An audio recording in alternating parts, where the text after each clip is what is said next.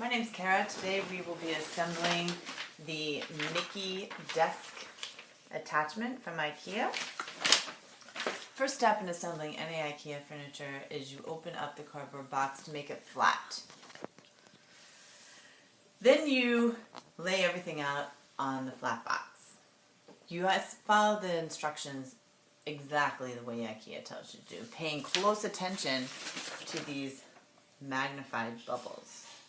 Because if you mess up the magnified bubbles, when you get to the next page, or even a couple pages down, you're screwed. Okay, so in this step, we're putting in these little screws.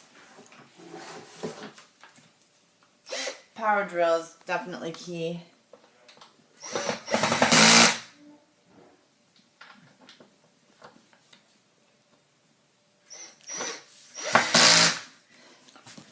So you're going to drill those down.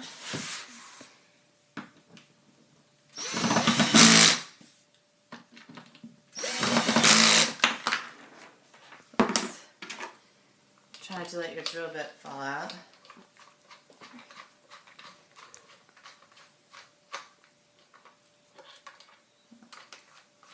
Cut.